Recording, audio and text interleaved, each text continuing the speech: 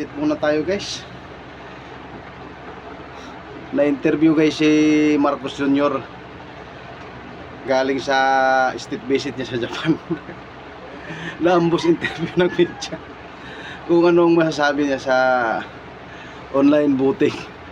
Ang sagot pa naman guys ni Bangag, hindi pwede yan dahil pag pinasa daw ang online voting sa Senado, si Bato lang makikinabang. Gago talaga to si Bato guys. Ay si Bangag wala sa ulog talaga. Sino ba naman papayag? Ako si Bato, kunwari ako si Bato. Papayag ba ako na dadalo doon? Alam na may warrant galing sa ICC. Hindi naman ako bubo at tanga na katulad niya. Nadadalo lang doon basta-basta na walang insurance. Tangina, kung dadalo siya doon sa Senado, edi pusas ang abutin niya kay Matibag. At saka kay PNP Chief Nartates, atat na atat pa naman nahulihin siya.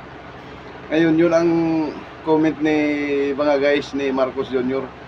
Galing sa Japan. 4 na araw kasi state visit niya doon. Nagpahangin-hangin lang sa Japan dahil naguluhan yung utak niya dito sa nangyayari sa Senado. Dahil napalitan nga si Tito Soto. Kaya pumunta siya ng Japan. Hindi naman nag-state visit doon. Nagpalamig-lamig lang kaya mainit na dito sa Pilipinas. Hindi niya nakayaran ang nangyayari guys sa Senado. Kaya pumunta ng Japan. Anong ginawa? Ayun, nagpahangin-hangin lang doon sa Japan. Nainitan na siguro dito sa ating bansa. Dahil sa daming problema na nangyayari guys.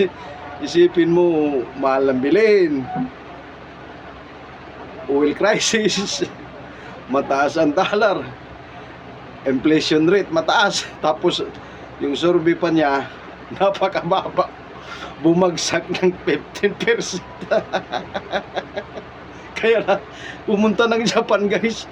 Nakakatawa talaga ginawa ngayon ni Banga guys eh. Hindi niya matanggap na bumulusok ng 15% yung ano niya survey. Ito naman si Auntie Claire, tanggol pa rin ang tanggol kahit wala na sa hulog.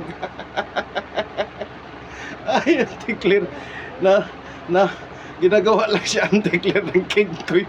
Pinagtatawanan ng tao kahit hirap na ipagtanggol si Marcos guys. Kaya para ng King Koy si Auntie Claire, pinagtatawanan na siya ng taong bayan. Tingnan nyo social media, bawat reaction doon puro tawa. Wala nang nagustuhan ng mga tao.